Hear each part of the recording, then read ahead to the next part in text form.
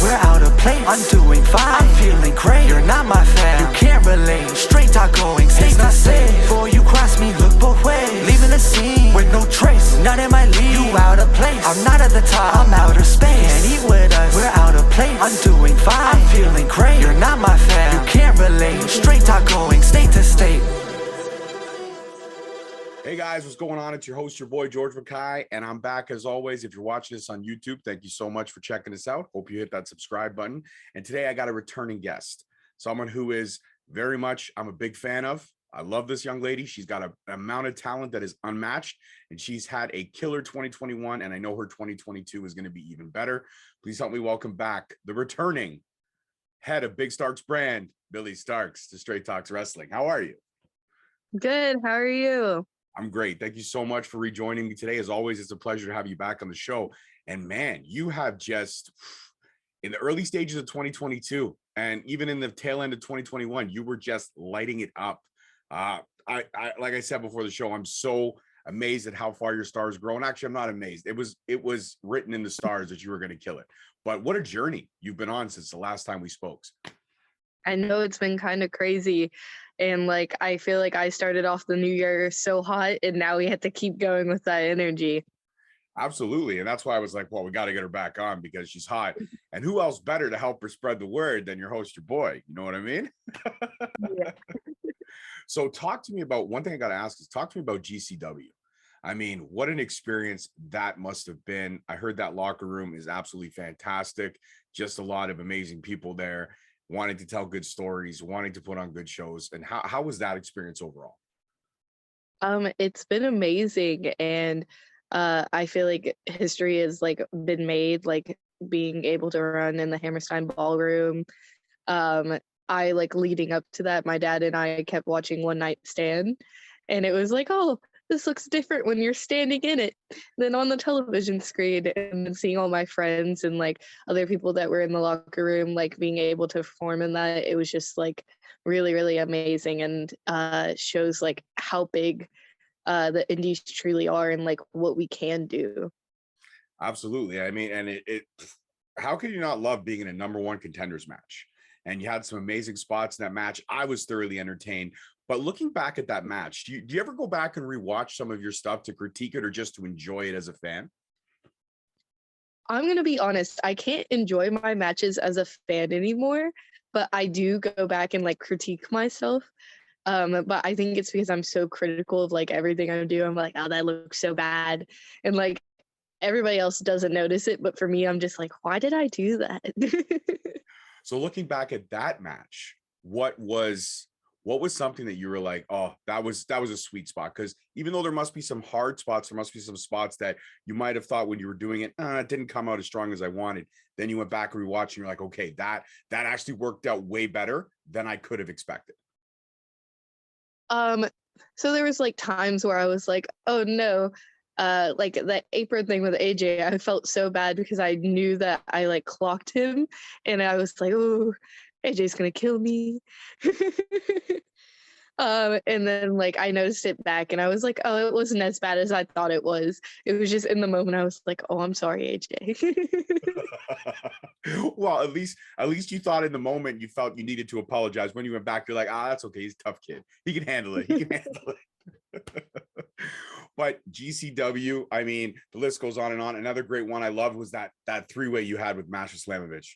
Oh my God. I caught clips of that online, and that young lady, she can hit hard, but I've never been able to ask too many people on the other end. How's it like taking a shot from Masha Slamovich? I know it must leave an impression. It has to leave an impression.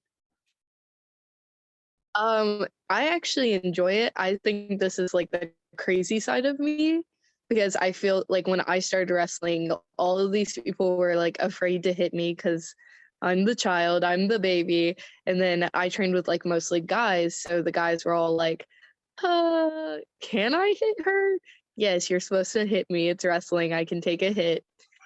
So like when Masha did it without like any hesitation, I was like, let's go. This is going to be a good one.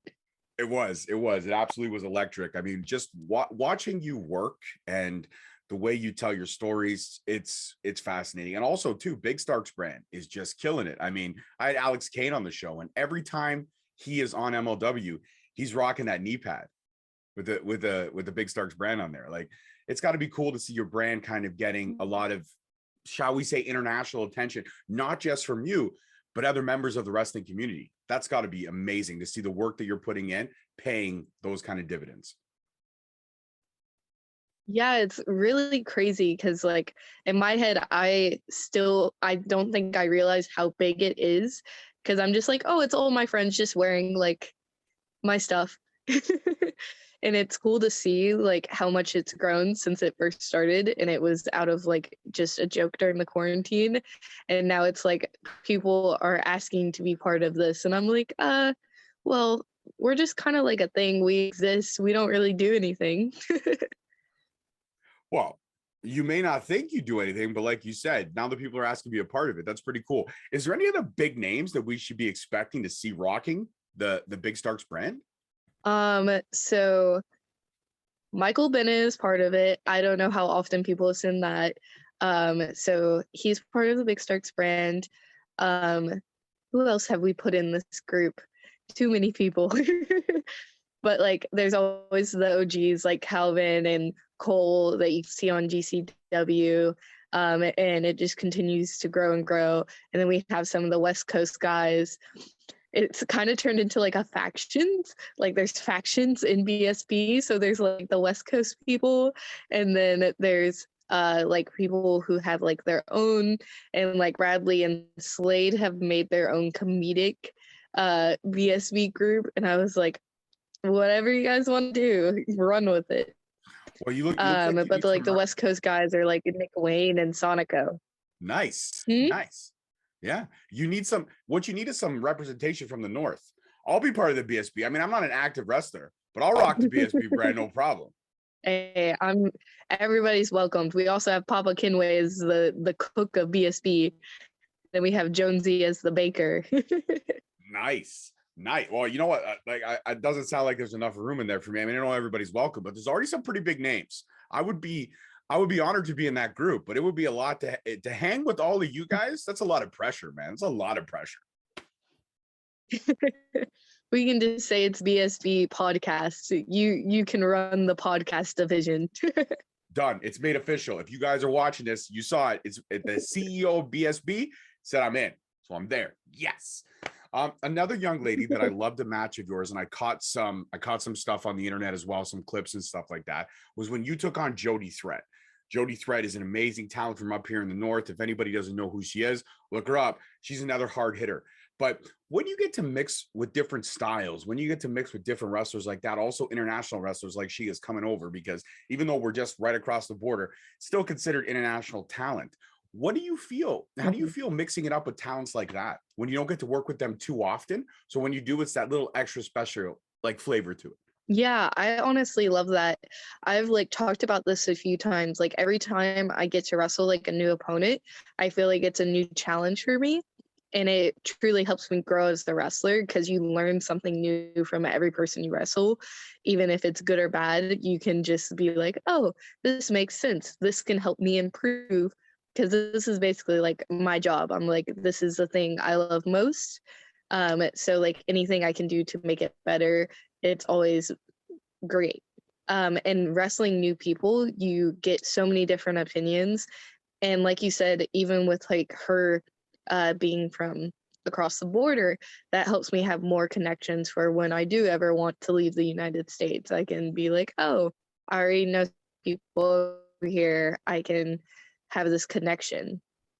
Absolutely. And since we're on that wave, is there any plans of eventually, when you are ready to leave the States, do you have any ideas what countries you would like to visit first, put your kind of flag down as one to watch and one to look out for? I would love to go to Japan. Japan is like one of the favorite things that I like to watch, like wrestling wise, like Japanese wrestling. That is just amazing. And I actually take Japanese in school. So I'm in year 3 of Japanese as my language. And then my game plan is to head over there at some point. We just don't know when. whenever the opportunity arises. But I would also love to go to the UK.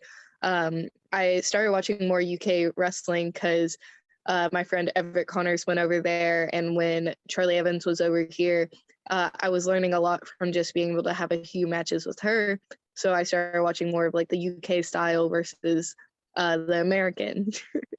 Awesome. So you're going to be like super well-rounded to the point where you can mix it up with anybody and everybody. And since you're learning Japanese, I mean, I would like to learn not the cliche things that we already know, like arigato and all those kind of stuff, but what can you teach me? How do you say, let's do something simple. How do you say, where is the bathroom? Is that an easy phrase to teach? So I can ask like where the toilet is. Okay. Because like most of the time, like if we're in the classroom, it's like, can I go to the bathroom? If you want to say like where is the toilet, you can say toilet wa nani desu ka? Toilet wa nari desu ka? Did I do okay? Yeah, I always have a problem with saying toilet though, because it's toilet, and I always like don't like pronounce the right. And my teacher is like, try again, and I'm like, oh my god. So that's okay. So what is? I mean, you must be a fan of Japanese cuisine as well as the culture, because you seem to be very versed in the culture. What's the go-to meal for you Japanese wise? Are we talking straight like sushi? Are you a big sushi girl? So I'm actually not a big sushi person. Like I only like certain like types, but there's like, I don't like California rolls. I'm not a big fan of that. I did like crab rolls when I tried them. But I probably like the favorite thing, like my Japanese class actually has like a cooking thing when we were at home, and like online we were learning how to like cook different Japanese cuisines. And we recently made ginger pork, and I think that's been probably one of my favorites I've made so far. That sounds phenomenal. It looks like I'm gonna have to make my way out to the Big Starkz brand house, get some ginger pork going. That sounds good, Billy. That sounds good, man. I like that. I dig that. What else? Like, are you still hardcore into Taco Bell? Because I remember when you interviewed, when the mini host sat down with you, she asked you 5 questions. She asked you what like your go-to fast food restaurant was if you were coming home from a show or coming home from the gym, and you said Taco Bell. Are we still solid on a Taco Bell, or have your taste buds for fast food evolved a little bit? Have you gotten something else that you kind of is your go-to now? I'm still a big Taco Bell, but like I would always say that Cookout is a close second. I just love how much food you can get for so cheap, and their milkshakes are honestly really, really good. And I'm a big fan of Cheerwine. Okay. And I wish they had it more around where like I live, but it's not like a popular like soft drink. So you only get to experience it every once in a while. I understand. Yeah. It's hard. It's hard out there in these streets to find the things that you love the most. It's hard. It's not easy. The hustle is strong, and it's hard out there. I get it. I do get it. Me, I'm not gonna lie. I'm classic with my fast food choices. I am a Wendy's junior bacon cheeseburger guy. I like my JBCs. So good. I like chicken too much, and Wendy's chicken nuggets are garbage. Okay, so Billy, then who has the best chicken nugget out there, fast food wise? Who's got the strongest chicken nugget game? I kind of want to give it to Chick-fil-A. I don't know why. I think it's because it's not as like I feel like they don't taste frozen as much. I will get like McDonald's. I would say McDonald's a close second, because I feel like theirs is always reliable. Okay. You know what? I'm not going to debate you on that, because I am not a big chicken nugget guy. My girls are connoisseurs, though. My daughters are. So I would have to, once we're done here, I'll have to go upstairs and ask the mini host to be like, so this is what Billie Starkz says about chicken nuggets. What do you think? And then I know what she's going to say. She's going to say, you message her right now, you get her back on the show, because I got something to say about chicken nuggets. She's not going to like it very much. She's not going to like it. So what else could we expect from Billie Starkz? I mean, this year, like I said, tail end of last year, I mean, you had matches with Brandon Kirk, Kid Osborne. You faced Austin Luke. You went at Alec Prince. The GCW stuff. The Matt Mowalski match was phenomenal. Jody Threat. Masa Slamovich 3-way with Tootie. Like, girl, the list goes on and on of just who everybody's been racked up. You've knocked them down, or you've tangled with them. There really is. Can we expect to see Billie Starkz on, say, an AEW Dark or an AEW Evolution? Has any interest been piqued from AEW? And if you've already been on there, then I apologize for not catching it. And I'm a horrible person. I have to go back and watch it. So has there been any interest from AEW? I can't say, but I will say that by the end of this year, I will be 18 and we'll see what's happening on that end. All right. I like it. So, guys, that's not really an exclusive and it's not a rumor mill. So let's not start anything we shouldn't be starting. But just basically what she's saying is keep an eye on your television, because by the end of this year, we may see the BSB in the AE dubs. Oh, look at that. Hey, that BSB is yo, if you ever make that shirt, all I ask, Billie, is you send one my way. That's all I ask. We already have Lee Moriarty and Dante Martin on there. Yeah, what's one more? That's right. You got Tiger Style up on there. Man, I gotta say, what is the every time you see somebody, let's say somebody you haven't seen in a minute, and there's always like an inside joke or an inside story or a memory that you share. What's one memory you got with like a Lee Moriarty? You haven't seen him in a minute. I know he's been working a lot at AEW. You got to give me like you got any classic Lee Moriarty stories? It's like a memory you'd be like, oh, dude, you remember this one time, bro? You remember that one time? So I call him PASK, and no one knows what it means. I one day like explained it to him because he was like, why do you keep just putting that hashtag after like everything like you tagged me in and whatever? And I was like, okay, I think it's time. I explained myself. So Lee is just a sweetheart of a guy, like inside and outside of ring. He's like the nicest guy you will ever meet. But like, you ever have that feeling like someone is too nice? Yes. I have like that feeling. I was like, you are a Jeffrey Dahmer. You are a PA serial killer. So that's what it stands for. He lives in PA, so I said PA serial killer. That's who you are. And no one understood it for like the longest time. And I was like, you probably have bodies in your basement. No one's ever been over to your house.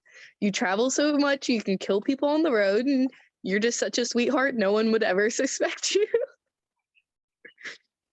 I'm dying right now. My face is beet red. I'm done. Lee Moriarty, I don't think about you like that at all. But I'm not going to lie. Tonight when I go to bed, I'm going to feel a little uneasy about this part of the conversation.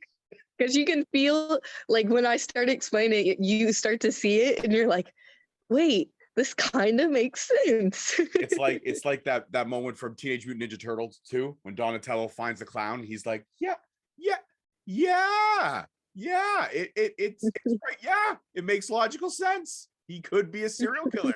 It's wow. Damn, Billie, you changed my perception. What else? You got any Alex Kane nicknames that you throw? What do you call him? Like the ATL SK or what? I don't know. I haven't really been around Alex enough to bully him yet. No. So the truth be told, Billie Starkz is a little bit of a bully in the locker rooms, eh? Oh, absolutely. Like any of like my wrestling family can say this. I'm either like always joking around and messing with them, or I'm just bugging them about wrestling stuff. Okay, so who's someone other than obviously Lee Moriarty seems to be top of the list? I mean, you don't get Don the PASK without really having to be top of Billie's list. But who else have you pranked? Who else have you given like any of those special kind of nicknames to?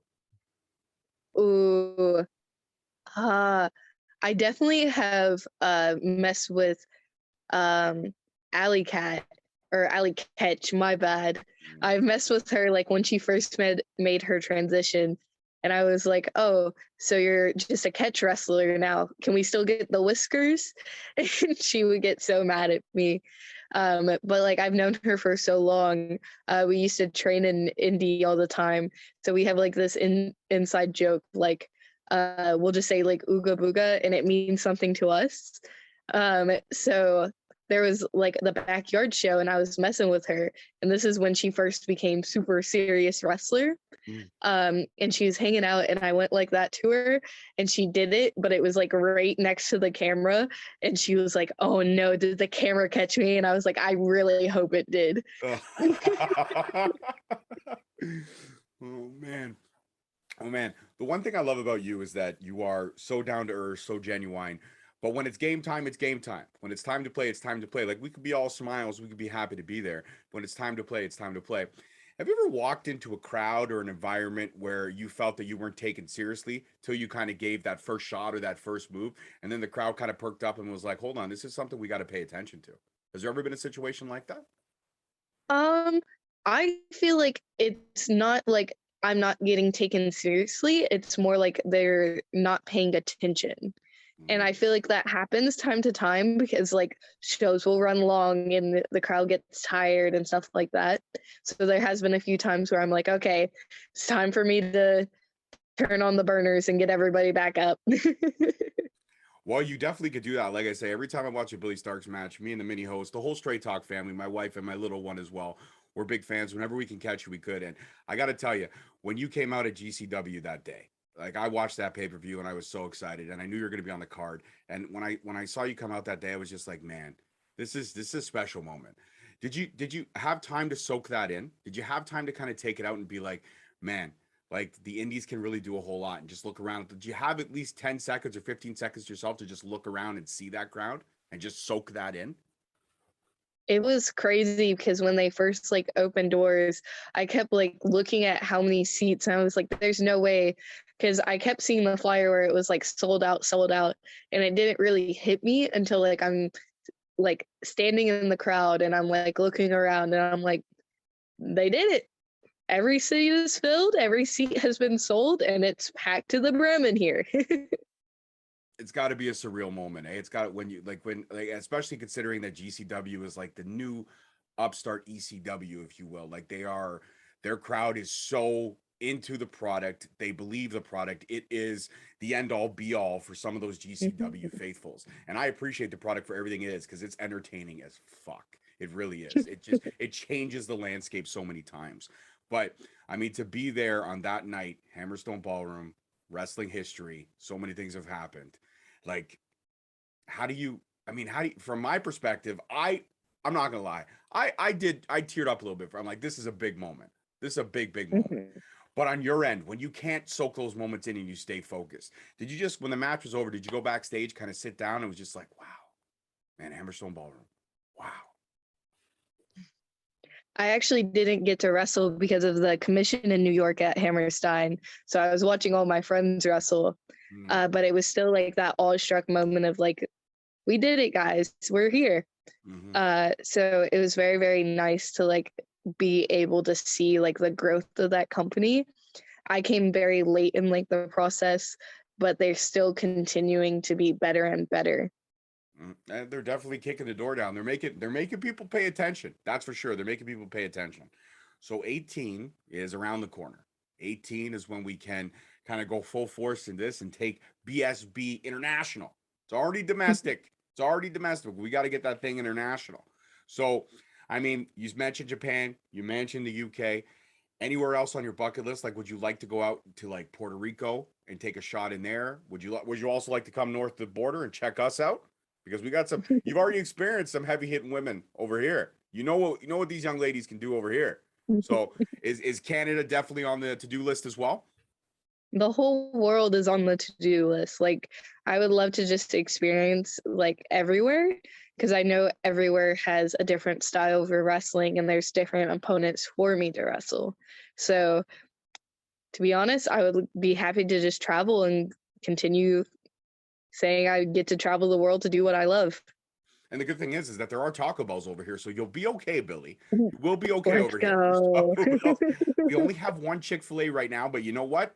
If I know you're coming to a show down here, I'll stop. I'll wait in those 4-hour lineups just to get you some. Okay, I will. I'll do that for you because that's the type of person I am. Okay, I will. I will make sure that we represent and we make Billy feel as home as possible. So world traveled, international connoisseur, but of course, 18 is when the time that contracts and certain things can start to be discussed. I mean, if you can world travel, but also potentially get signed to a big organization, is that something that's on the table as well? Not saying that it hasn't already been discussed, but is that something that you, or do you want to travel first, soak in everything that you can first, then get signed? Or if that kind of works the best of both worlds, is that an option as well? I honestly don't know. I feel like I'm one of those people, I'll see when I get there, because I feel like it's hard to make a decision now on those things if it's truly worth it or not. But like, I truly want to make a living doing this, but I also want to stay happy, and I love having the freedom of being able to travel and take whatever bookings I like, but I would also like a stable income.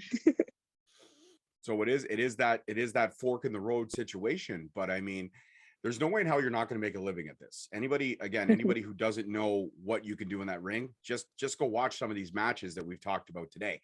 Watch all these. I mean, even the match with Sky Blue and Alex Rico.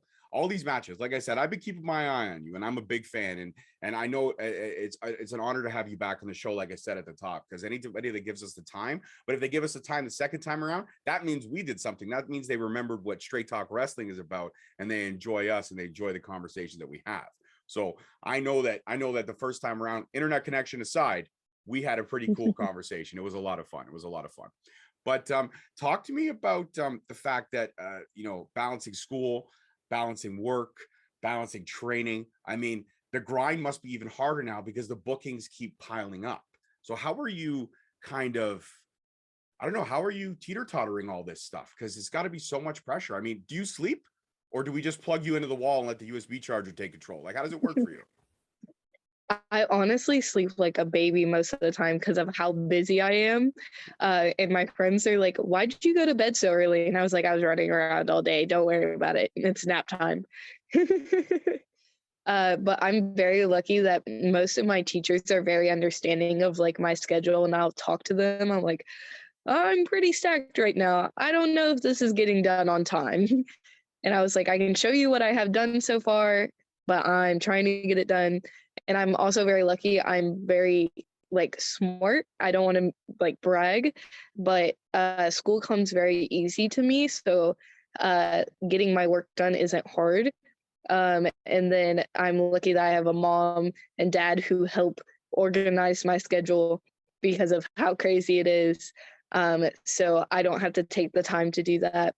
And I'm lucky to still like go to the gym right after school, get home, have time for my homework. Okay, now I can go train. And I'm lucky I can still organize all those things with the help of other people. That's great. It's great to have a great support system like that around. And it's not bragging. If school comes natural, that's just another testament to who you are as a person. School comes naturally. I can get it done and crunk it out. But it's awesome to have even the teachers as a support system say, listen, I'm not sure this is going to happen when you need it to happen, but it will happen. It will happen. Have you ever had to like you're at a show and it's like, shit, I forgot to turn this in, or I got to finish that part of the assignment. Have you worked on homework in the back while you're getting ready to perform? Has that happened once or Yeah, twice? multiple times. Multiple times. There was one show I wasn't on. I just remember that we just finished like a school week of like NTI, and I was in Chicago for GCW, and I was just hanging out with everybody, and I forgot about the time change because in my head I thought we were still like a certain time, and I looked and I was like, "Oh crap." Because it gave me like an hour warning, like this assignment is due in an hour. And I was like, no, it's due in like another 2 or something. And I looked and I was like, oh crap. And I immediately got onto it, turned it in. I was like, oh, that was close. Whew, And oh there's man. even like the last Mania weekend I was on, um, I had NTI that entire week is my last like school week. So my first matches of that weekend I was doing school while like calling my matches. I was with Sky Blue and like Roxy for Generation F, and we were like calling our match, and I like my teacher was like asked me a question. I unmuted and was like, hey, this is what I'm doing right now. And she was like, oh, okay, go back to what you're doing. And I was like, okay, I'll try to be like present when I can. I love this. I absolutely love these stories because you know what? It's that human side of the factor. Like, hey, Sometimes you got to work on the fly, and that's amazing. What's the backup plan? Like, I mean, I know you want to do wrestling full time, and I know you want to study, but I know you want a steady income flow.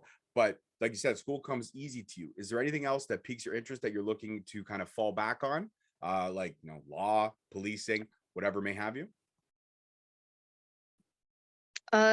So my current plan right now is to go to college for like a business and marketing degree. And then my senior year, the plan is to get certified for personal training and do that as a job because it works really well with wrestling. Um, so other than that, I like don't really have any other plans. Those are my backup plans. Those are great backup plans. You're already a business mogul with the BSB.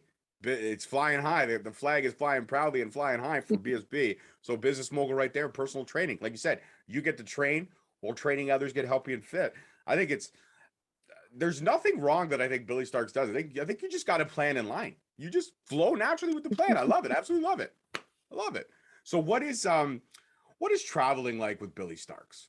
Is Billie Starkz a morning person? Does Billie Starkz need an hour and a half before she really gets up and gets going? Like what is a typical traveling date? Like if I was talking to Mouse right now, if I was talking to your pops and I said, what's Billie like traveling with? What would his answer be? What's his honest answer? The worst. I get so comfortable in the car. I'll kick off my shoes and I'm chilling in my socks and I have to bring my blanket everywhere with me. I have like this childhood blanket and like I will if Mouse is driving, I feel so safe. So I'm like, oh, I'll just go to sleep and I'll be snoring just out.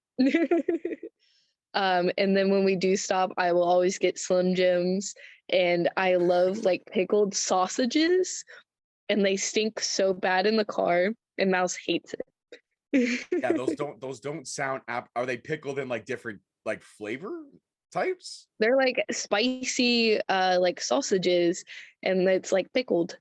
Oh, I enjoy it. They're good. You got to try one. They're called Big Mamas Big Mama's. and yeah, I would suggest not going with the super spicy one. Start off like mild. Okay. Start off mild and work your way up from there. Yes. Okay. Okay. Nice. I myself and my body type, right after eating even the mild one, I'd probably have to crack a window because I know exactly what would happen about 15, 20 minutes later. I know this. I know this. I know this for sure. What about if you're traveling with other wrestlers? What would they say about you? Would they say Billie Starkz is still the worst, or are you talkative in the car? Are you always exchanging ideas or soaking up as much knowledge as you can? So I would say like when I'm told to like keep the other person awake, my usual game is I'll play this question game and I kind of stole it from like there's like this brand that I follow on Instagram and it's called We're Not Really Strangers. And they ask like a bunch of like crazy questions, but they also ask like a bunch of deep ones. So I'll like play that game with people. It's basically like 21 questions, but cooler. Hmm. So I always do that and I will like learn a lot about people and I feel like that makes it like a better car drive because it's like, oh, I'm starting to get to like really know this person outside of a wrestling ring. Hmm. I like that. I like that a lot. I may have to adapt that into a shorter version for my show. Of course, I do have a new game that I would like to play with you because last time we played, yes or no. But now I've got a game I call Forced Mount Rushmore, where I pick 5 wrestlers and you have to rank them on your Mount Rushmore. And it's forced because I select them for you. And you may not even be a fan of 4 of them. So this is going to be exciting when we get to the end of this one.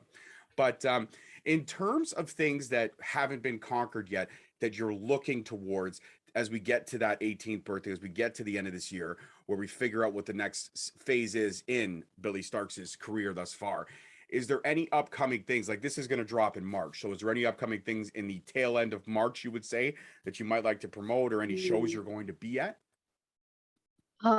See, I don't know what is surprises and what's not. So if they just want updates for that, they're gonna have to go check my social media. Words are hard sometimes. Words are hard sometimes. Oh man. So other than Japanese in school, are you taking any other languages, or what else interests you in school? I know you said school comes easy, but what are some subjects that you do look forward to when you go to school? You're like, all right, cool. Today, I got math or I got history. Like, what is another class that Billy Starks does enjoy other than learning Japanese? So like my school schedule, I always say like I have all my boring classes first, and then when I get to like the end of my day, I get to have all like my fun because I go from Japanese to weightlifting, and I really enjoy weightlifting. It's like a nice break from like learning throughout the day. I'm like I can just focus and like actually stretch my body. I feel like I get stuck in a seat, and I'm like, oh my God, this is so uncomfortable. So what are boring classes? Like we talk of the typicals, like your geographies, your histories, your maths, science. Like I these are the boring hate classes. I hate IB literature. It is English class, but it's the most boring English class. Like my teacher tries really hard to make it fun, but I'm one of those people like I enjoy reading very like sci-fi and like fantasy books. This is there right now we're reading Russian short stories, and it's all like very political, and then there's a lot of like sub subtitle like themes, and you're supposed to figure that out, and I was like, no, this is not fun. We did read one cool like book this year, and I actually enjoyed it, but like any of the other units I was like, this book sucks. And then the teacher would be like, I understand that it might not be all of our favorites, but we still need to be able to analyze it. That's awesome. When a teacher's honest like that, just listen, I know what you're thinking, what you're feeling. I agree. But let's soldier through. Let's get it done. You mentioned sci-fi fantasy. So I mean, I'm also a big I enjoy my sci-fi, I enjoy my fantasy. I have certain writers for different genres. Like I love sci-fi thriller or even horror. So Dean Koontz is someone I rank very high for stuff I enjoy. Also, I'm not gonna lie, you're talking about fantasy. I was a big fan of Lord of the Rings. I was a big fan of The Hobbit. Those are the type of books that I gravitate towards still to this day. Mhm. What is a Billy Starks? What's a recommendation from the Billy Starks Book Club? That could be pretty cool. You can start a YouTube channel, the Billy Starks Book Club. That could be pretty cool. I'm not gonna uh, lie. so ooh, I've never been asked a question like this. There's one that comes to my head. It's called Ironheart. It's a very like you think someone's a hero when they're not. And it was very interesting to read. And then I've been reading another one called The Siren's Tale. And it has a lot of like that like very sci-fi s, but it also has like that love story and complicated things going on. Yeah, no, I know the Siren's Tale. I actually do enjoy that book as well. So you know what, Billy? I think you and I just reached a pinnacle of pure now 150% respect. I respected you 100%, but now I'm giving you the extra 50. I'm giving you the extra 50 because you recommended Siren's Tale. So that's a good call. Good call. So that was the first edition, guys, of the Billy Starks Book Club. So recommendations to follow. Maybe every Tuesday or every other Tuesday, Billy will drop a favorite classic. What about children's books? Like, what about children's books, Billy? Everyone's Ooh. got a favorite childhood book. I'll tell you mine if you tell me yours. I was definitely like a rainbow fish type of person growing up.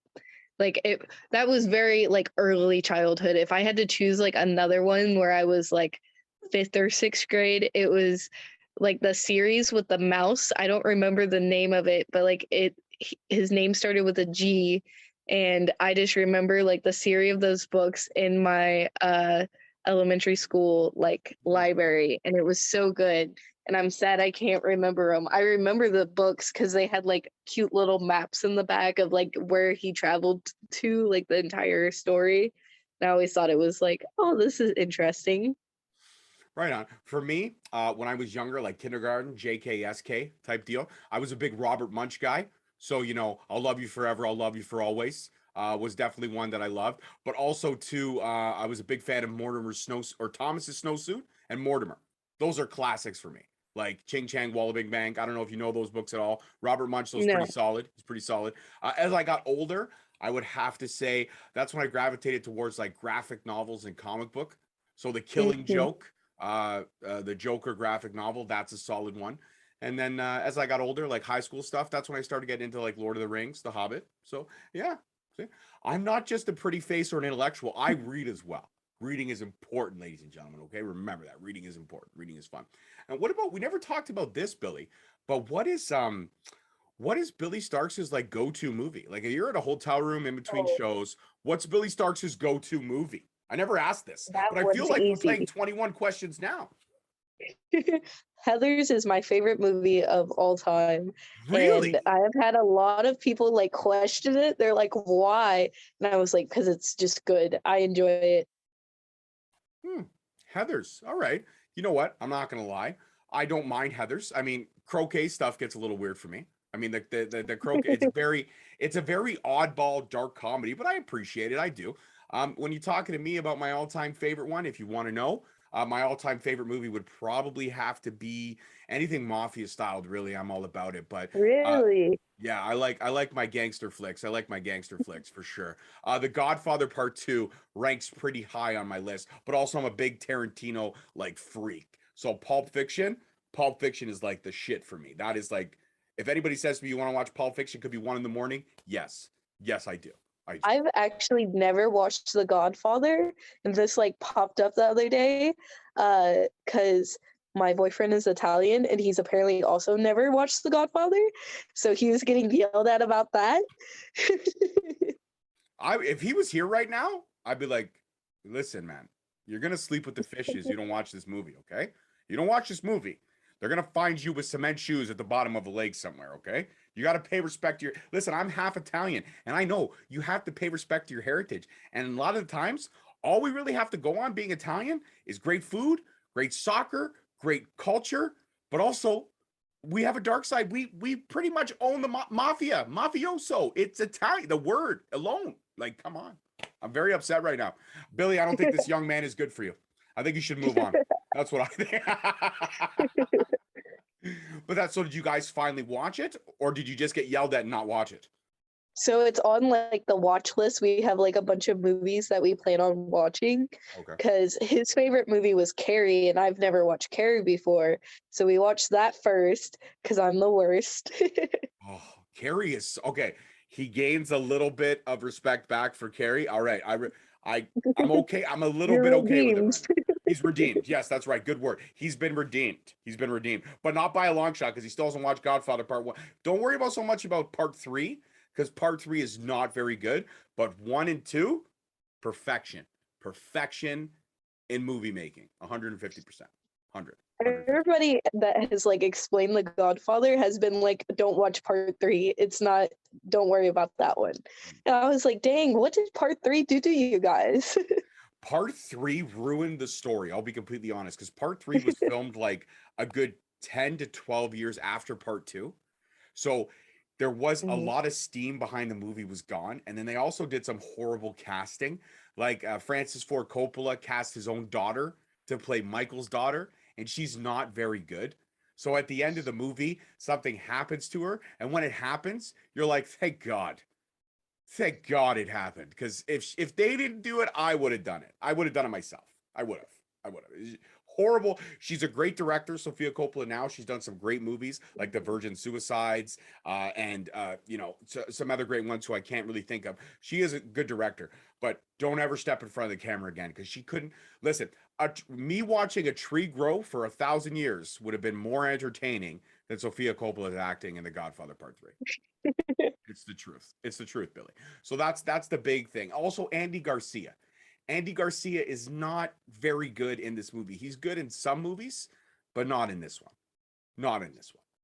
This was I could really go on and on for just don't watch Part 3, Billy. Just don't do it. It's Don't not worth watch it. it. Don't watch it. Don't watch Part 3, okay? It's like Die Hard 4 or 5. You don't really need Die Hard 4 or 5. You just do 1, 2, and with a vengeance. That's it. Leave the trilogy as it is. You don't end it with Samuel L. Jackson. That's what we need to. We don't need to go into 4 and 5. They're not good. They're not good. It's not good. It doesn't work. What about what other movies? Like do you like horror movies other than Carrie? Like, Yes, I've actually watched the new Scream. I really enjoyed that. okay. So I don't want to spoil anything for anybody. But I was really invested in like the plot, and I felt like how they developed it in the movie. I was like, even if you're not like, if you don't watch like all the Scream movies, you can still watch that one by itself and it makes sense. Okay. We just actually started showing the mini house, the Scream, so we got through all 4. And I'll be honest with you, after the second one, I wasn't really invested anymore because they killed my favorite character off. Okay. And you know exactly who my favorite character was. Once Jamie Kennedy was killed off, even though he came back in the third one for like 5 minutes, the second one always holds a special place in my heart because right before he gets gutted, sorry, he does that long, elongated fuck you. He's like, fuck you. I just love that. I love that part. Billie Loomis was a fucking psychopath, and then the man just got done. I love it. I do enjoy. I love the way he dies, but once they got rid of him, and the franchise lost a lot of steam for me. It did. It hurt. It hurt a lot. They to watch that honestly character. make fun of like the entire Scream franchise in the last movie, and I thought it was hilarious because I was like, they know they made a mistake, so they're just running with it now. Well, that's good. Listen, if you can make a movie and look at yourself and laugh, that's when you know it's good times. So I will be checking out the new Scream based off your recommendation alone. Look at that, Billie. You sold me on a new Scream. Round of applause. Round of applause. Well done. Well done. Before we shout out the socials, would you like to play the game I was describing to you, Forced Mount Rushmore? Ooh, okay, I'm down. Do I just have to do like 1 through 5, like where I rank them? Exactly. So I'm going to pick 5 Perfect. random wrestlers. I'm going to try for different eras, but sometimes the eras kind of mash. I'm going to pick 5 random wrestlers, and you got to tell me where you rank them 1 to 5. You don't have to give me an explanation. You could just say, I put this one 5, this one 1, and so forth. So here's my 5 wrestlers. From the 80s, I'm going to give you Macho Man Randy Savage. From the 90s, I will give you my favorite, Triple H. From the 2000s, I will give you John Cena. From 2010, I will give you, let's say, somebody who really, in my terms, elevated themselves in 2010, that 2010 to 2020 era. I will give you Brock Lesnar's kind of first run in WWE type style, which is actually more 2002, 2003, but whatever. I'll give you Brock Lesnar. And then rounding out number 4, somebody who I really can't get invested in as a character or a person, Cody Rhodes. So those are the 5 that I am giving you. So who are you ranking 1 to 5? No explanation needed. Just give me the numbers. Okay. I'm going to go Brock, John Cena, Macho Man, Cody, Triple H. Okay. No explanation needed. I'm a little bit hurt on Triple H, but I understand. I get it. No harm, no foul. No, reverse. Triple H is number 1. I did least to best. Okay, then we're good. Okay, perfect. So Triple H is 1, and and Brock Lesnar's 5. I like that. I'm okay with that. I accept that. I think your Mount Rushmore's solid, and it's a very simple game. Force Mount Rushmore. All I do is pick them for you, and you rank them. So you did a great job, Miss Billie Starkz. This has been a great conversation. Number 2. There will definitely be a 3, possibly a 4. I'm going to keep you coming back as long as you're gracious enough to return. But for anybody who doesn't know anything about BSB and where they can find all the wonderful things that is Billie Starkz, please shout out your socials for the world. All of my social media is at Billie Starkz, BILLIE, and then Starkz is STARKZ. I mess everybody up with that Z and then the IE. You do. The first couple times when I try to track you down, even looking you up online, I was like, why is it not coming up? Why can't? Oh, it's IE and the Z. Oh, yeah, there it is. All right. Well, I cannot wait until the clock runs out and we hit 18 because I know the sky's the limit. Like I said, we here in the North, in the Mackay family and the Straight Talk family, we support Billie Starkz. And as often as we can see you, we will watch you. And I hope one day that we can actually see each other in person. And I hope it's well past COVID so we can give each other a little fist pump and a hug. And I could buy a BSB shirt. And then I remember, guys, at the beginning of this episode, she said, I'm now running the podcast division. I am taking applications and I will run them through the CEO of BSB to see if we're worthy. But yeah, get your applications in now. And I'll let Billie know exactly who I think can represent the rest of the podcasting community as a member of the BSB, because I am. And that's sweet. Billie Starkz, thank you again so much, my dear, for being on the show. You're a blast. Guys, you already know my socials, but the link tree's in the bio. Don't forget to subscribe, like, comment, and peace, love, and wrestling. We'll see you next time. Peace. Thank you so much for listening. Don't forget to tune in next week for another great episode on all available podcast platforms and hosted on Podbean. Also, check us out on YouTube at Straight Talk Wrestling, on Instagram at Straight Talk Wrestling, on Facebook at Straight Talk Wrestling, and on Twitter at _Straight Talk. And if you feel the need to buy some sweet merch, check us out on ProWrestlingTees.com. Leaving the scene with no trace, not in my league. You out of place. I'm not at the top. I'm outer space. Can't eat with us. We're out of place. I'm doing fine. I'm feeling great. You're not my fan. You can't relate. Straight talk going.